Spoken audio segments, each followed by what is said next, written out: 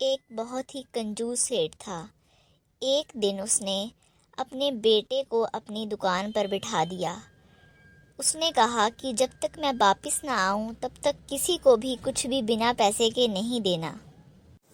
उसके जाने के बाद वहाँ एक संत आए। वह अलग अलग स्थानों से भोजन की सामग्री इकट्ठा करते थे। महात्मा ने सेठ के बेटे से अनुरोध किया कि वह उन्हें थोड़ा नमक दे दे। उसने डिब्बा खोला और महात्मा को 1 चम्मच नमक दे दिया। महात्मा नमक लेकर चले गए। जब सेठ वापस आया तो उसने देखा कि डिब्बा खुला पड़ा है। तब उसने अपने बेटे से पूछा कि उसने क्या बेचा। उसके बेटे ने बताया कि जो महात्मा नदी के पास रहते हैं उनको 1 चम्मच नमक दिया था। ये सुनते ही वह तुरंत महात्मा के पास भागा। उसने देखा कि महात्मा भोजन ग्रहण करने के लिए बैठ चुके हैं। उसने तुरंत कहा, महाराज, आप ये भोजन ग्रहण ना करें। जो आप नमक लेकर आए थे उस नमक में जहरीला पदार्थ मिला हुआ है। कृपया इस भोजन को ग्रहण ना करें। महात्मा ने कहा, सेठ जी, अब तो भोजन में नमक मिला दिया है और प्रभु को भी भोग लग चुका है। अब इसे ग्रहण करना मेरे लिए अनिवार्य है। महात्मा ने प्रसाद मानकर भोजन ग्रहण करना आरंभ कर दिया। ये देखकर सेठ के तो होश उड़ गए।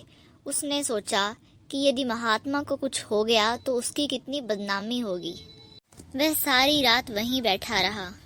वह सोचने लगा कि यदि महात्मा की तबीयत खराब हो गई तो मैं तुरंत वैद्य को बुला लूँगा। सुबह हो गई। रोज की तरह महात्मा नदी में स्नान करके आए। तब सेठ ने पूछा कि महाराज, आपकी तबीयत तो ठीक है ना? तब महात्मा ने मुस्कुराते हुए कहा, भगवान की कृपा है। ऐसा कहकर वह भगवान की पूजा के लिए मंदिर की ओर चल पड़े।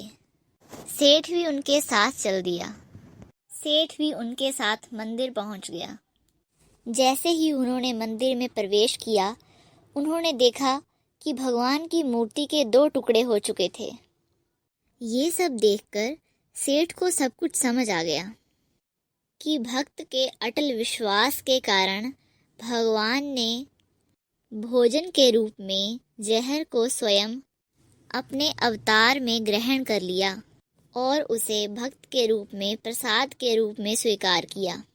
इस घटना के बाद सेठ ने तुरंत अपनी दुकान की जिम्मेदारी अपने बेटे को सौंप दी और स्वयं संत की शरण में आकर भगवान की भक्ति करना शुरू कर दिया।